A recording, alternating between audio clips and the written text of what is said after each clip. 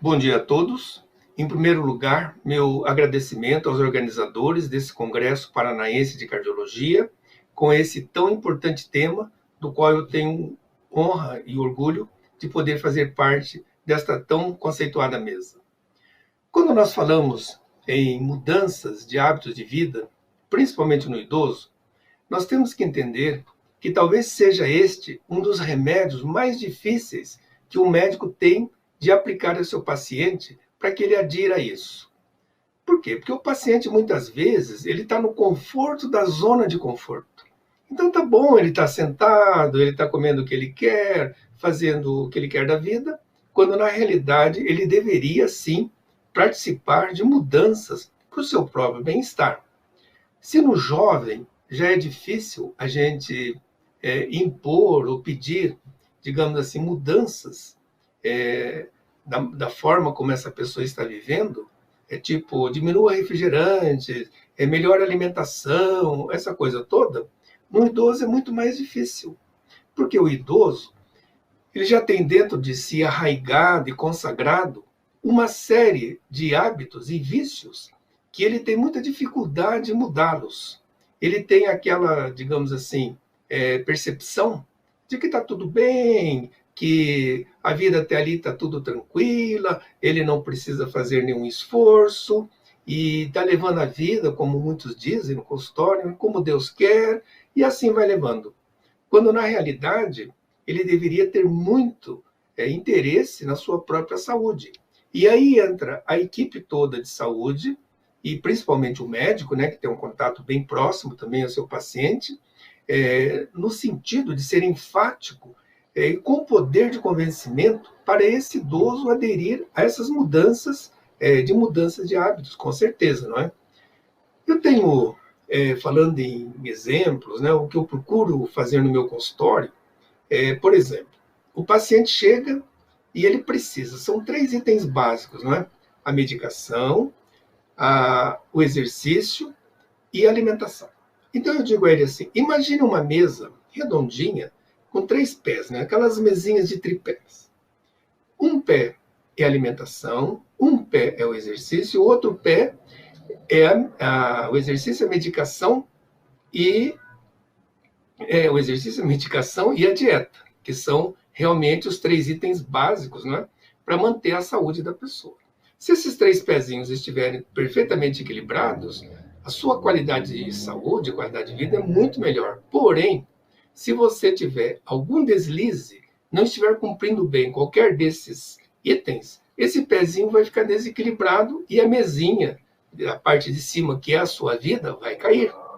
Então, é uma das maneiras que eu encontrei, analogicamente, digamos assim, para que esse idoso tente, né, melhorar a sua forma de vida.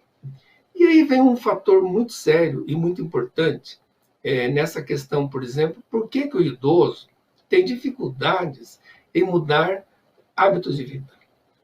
Porque na grande maioria das doenças que causam grande mortalidade, tais como dislipidemia, diabetes, hipertensão, osteoporose, elas são, em sua grande parte, assintomáticas ou minimamente sintomáticas.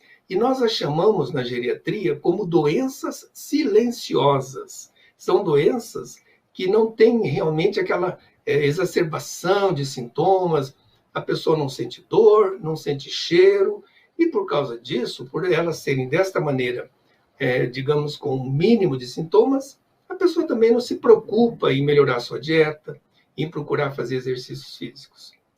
Então, vai realmente levando a vida, enquanto essas doenças vão dentro do seu corpo, do seu organismo, trazendo os malefícios que realmente vão causar uma série de danos posteriormente. Infelizmente, muitos desses pacientes só tomam conta ou pensam ou realmente vão querer mudar alguma forma nos seus hábitos de vida quando realmente acontece algo grave, do tipo um infarto, um AVC, uma fratura. Aí, quando essa bandeira amarela acende, não é? Às vezes até a vermelha já. Aí essa pessoa sim vai procurar ter esse cuidado, aí vai fazer caminhada, vai melhorar a dieta, o médico mandou, a equipe médica mandou. Mas aí muitas vezes ele está procurando ou está prevendo um novo evento, quando ele já poderia, tempos atrás, ter já impedido o primeiro evento, não é? Tivesse ele seguido as orientações com as quais ele já foi dito, foi orientado anos atrás.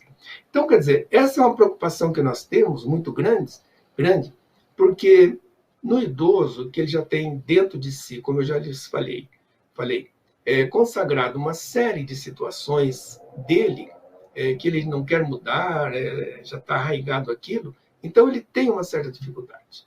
Então nós temos que realmente insistir muito com isso, que a qualidade de vida dele é muito melhor. Aí o paciente chega para nós, ou nós temos que chegar a ele, seja em palestra, seja no consultório, seja em aulas, o que nós podemos realmente orientá-lo. Se nós tivermos que ter uma escala, essa escala eu nominaria, em primeiro lugar, exercício físico. Exercício físico hoje, onde você pensar em que doença for, ele está presente. E tem sido realmente o nosso grande alicerce para a saúde das pessoas. O exercício físico, ele traz uma série de bem-estar à pessoa, a pessoa dorme melhor, se alimenta melhor, e os estudos mostram atualmente a importância que os músculos têm. Os músculos hoje, nos estudos recentes, têm sido das partes do nosso corpo das mais importantes. O músculo, estando ativo, protege os ossos, protege as articulações, protege o corpo de uma forma geral, não é? Para a pessoa ficar mais ágil, mais disposta. E os novos estudos mostram que pelas contrações musculares, pelo esforço, as pessoas liberam um hormônio chamado irisina, e esse hormônio vai agir diretamente no cérebro, melhorando a função cerebral, a função de memória e deixando a pessoa melhor.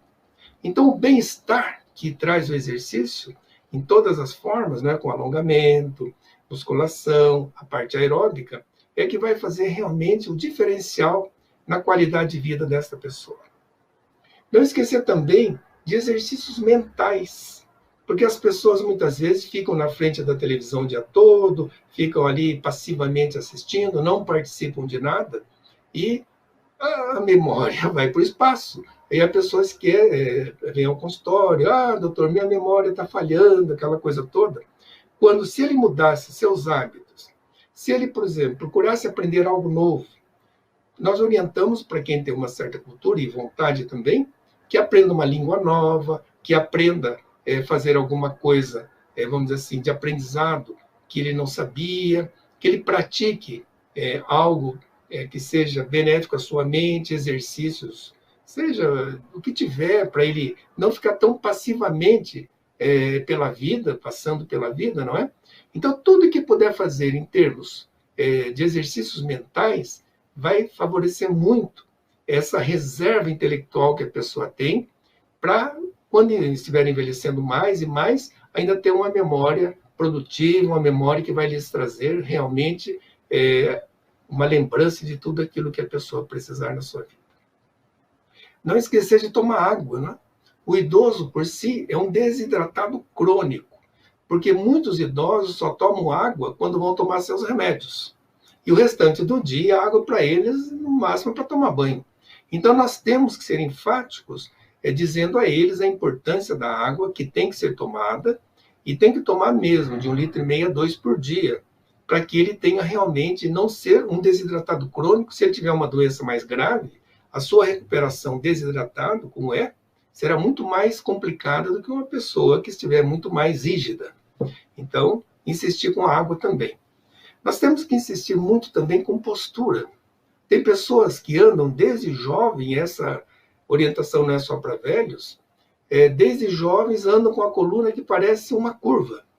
Então nós temos que orientar as pessoas a terem boa postura, mudar seus hábitos na forma de sentar, na forma de ver televisão, na forma de estar no computador, adequando a cadeira à altura do que ele estiver fazendo, tendo a postura correta no caminhar. Então, a postura física é fundamental, mas não esquecer também de mudar hábitos na sua postura na forma de ver a velhice. Encarar a velhice como um fato natural da vida. Não querer mudá-la com fatores anti-envelhecimentos, fatores artificiais, não é? A grande maneira de você envelhecer bem é justamente com esses bons hábitos de vida. Não são as drogas, vou tomar aí 1 quilo de vitamina por dia, pode tomar o que você quiser. Mas se você não tiver os cuidados, como nós já dissemos, não é? Estamos dizendo aqui, exercícios mentais, físicos, água, uma alimentação adequada, não é? Que isso é muito importante. Você pode tomar o que quiser que você não terá benefícios. Entende? Então, insistir com isso, que é muito importante, a forma psicológica de encarar o seu próprio envelhecimento. Não esquecer nunca de dormir bem. O sono é dos itens principais em nossas vidas. Quem dorme bem, tem memória boa, está disposto, está animado, tem sempre o melhor do que a vida pode nos proporcionar. Então, fazer o possível, principalmente com a higiene do sono, que seu médico, o médico que está atendendo a pessoa, pode perfeitamente orientar nesse sentido, sem falar em medicação. Nós não estamos falando em medicação, estamos falando em mudanças de hábitos. E, por último, não esquecer, mesmo com a pandemia aí nas nossas portas, de uma vida social. Compartilhar com outras pessoas. Nós estamos realmente, muitos de nós, fechados em casa, mas isso não impede de você ligar para os seus amigos, companheiros, familiares, não é? As pessoas com as quais você convivia antes da pandemia, manter uma atividade social, pelo menos à distância, constante. E a pandemia vai passar um dia e as pessoas vão ter que se reencontrar, vão ter que participar novamente, não é? De tudo que fazia antes. Então, a vida social é fundamental, porque senão você vai ficando fechado no seu mundo e aí a coisa não vai acontecer. E aí tem uma situação que eu quero encerrar dizendo assim, que com a pandemia as pessoas ficaram muito reclusas em suas casas, principalmente os idosos. Então, essa transformação para voltar ao antigo normal, se nós podemos dizer assim, talvez não seja tão fácil, porque tanta gente foi para casa e gostou. E gostou. Tá bom ficar em casa, não preciso mais sair. O médico disse que eu não posso sair, a televisão, o governo, seja lá quem for, diz que é para eu ficar dentro de casa, não saia na rua. Tá bom, a pessoa já não queria sair muito mesmo. E agora com essas, digamos, diretrizes, não é? Então acaba ficando mesmo. Então temos que lutar contra isso assim que as condições sanitárias forem permitidas, façamos da nossa vida realmente aquilo que sempre foi, não ficando dentro de casa, não participando da vida, não tomando um sol bonito, não vendo as coisas que acontecem e voltamos a viver, que é o mais importante. Então, esta é a minha participação, agradeço mais uma vez, é um tempo bem breve, não pude me estender muito, tanto que nem preparei slides, porque preferia muito mais estar falando aqui pessoalmente, e tendo oportunidade na discussão, estou à disposição. Se alguém tem alguma pergunta, até como podemos convencer o nosso paciente para que ele adira, não é, a essas mudanças de hábitos de vida, eu estaria à disposição. Mas não esquecer de que nós temos que realmente sermos enfáticos, mostrando os benefícios que a mudança de hábito de vida é favorável à vida da pessoa de mais idade. Eu agradeço e desejo a todos um ótimo dia. Muito obrigado. Gostaria de deixar aberto para os colegas se manifestarem aí nas suas falas, na ordem que quiserem, que eu acho que isso vai enriquecer muito o que vocês já contribuíram muito, porque só confirmou muitas impressões e outras eu aprendi. Fiquem à vontade. Deixa eu fazer um comentário. Pode, por gentileza. Então tá. Baseado no que você falou, hoje, mais ou menos isso é recente, a relação muito grande entre o cérebro e o intestino. Porque nós temos no intestino neurônios também. Então, você falou algo ali sobre a obstipação intestinal, e nós temos que estar conscientes hoje que cada vez mais se entende que o intestino, o cérebro, é muito importante para o bem-estar da pessoa. E quando a gente fala que em determinadas situações é possível fazer transplante de fezes, as pessoas ficam horrorizadas. Transplante de É fezes, que verdade. horror! Mas é uma das formas de tratamento. E eu queria dizer também, você falou aí de um paciente com 45 anos que ia no geriatra. A minha formação inicial em geriatria foi de professores do Japão. E eles diziam que lá no Japão a geriatria começava aos 6 anos de idade. 6 anos de idade. Então, quer dizer, porque daí eles poderiam educar essa criança nos bons hábitos. Depois que acostumou a fazer coisas erradas, vai fazer a vida toda. Então, eles diziam lá que eles tinham já as prevenções nas escolas, nas casas, a partir dos 6 anos de idade. Então, a geriatria e as prevenções começam o mais cedo possível. Bem colocado. E eu queria, já que eu estou com a palavra, Sim, não quero tomar a palavra de ninguém. Desculpe aí. Diga. Então, mas eu não, penso diga. Assim, a questão, por exemplo, de hábitos de vida, todo mundo sabe. O pessoal viu na televisão, no YouTube, no rádio, no amigo, não pode comer assim, tem que fazer exercício. Todo mundo, de uma forma geral, sabe, mas poucos fazem. Agora, cabe à equipe, como nós estamos reunidos aqui, serem enfáticos, realmente serem positivistas, assertivos, para que o paciente entenda que ele tem que mudar de hábito. Senão ele ouve aqui, sai aqui, continua fazendo tudo errado, não vai mudar nada. Vou fazer rapidamente um breve estudo, quando eu fazia essa pós-graduação em Porto Alegre. Então, como que um colega convenceu um paciente? Estava em Porto Alegre, entra um gaúcho, típico, né, pilchado, aquela coisa toda, aí de uns 55 anos, sobrepeso, faces, né, já assim, crescida, tá? Colesterol quase 500, glicemia mais de 300, aí o colega que eu estava acompanhando, muito mais experiente que eu, daí ele falou, olha, o senhor vai ter que mudar seus hábitos, o senhor vai ter que deixar de comer sua carne gorda, deixar de fumar, deixar de beber, essa coisa toda. E o gauchão falou, mas bate, eu não vou mudar nunca, eu estou bem, não sinto nada. Tal. E se eu tiver que morrer, eu vou morrer e pronto. Aí o colega falou para ele, bom, se o senhor tiver que morrer, que bom, o senhor morre. A sua viúva vai chorar uns 3 dias pelo senhor, depois vai arrumar outro, toca a vida dela, e está tudo bem. E se o senhor não morre? E se o senhor fica fazendo cocô e xixi na casa inteira, fica torto lá, dando trabalho para todo mundo, o senhor vai ver como que isso é ruim. Então ele falou de uma maneira tão enfática que esse gauchão ficou parado, quieto, ficou pensando. Nunca ninguém tinha mexido com ele. Então, às vezes, nós da equipe médica e saúde em geral, nós temos que saber como abordar e, às vezes, ser muito incisivos e assertivos para que esse paciente mude. Senão, não vai mudar. Só chegar, tem que parar de fumar, hein? Tem que fazer exercício. Então tá, muito obrigado, tchau. E ele vai continuar fazendo tudo errado. É isso aí.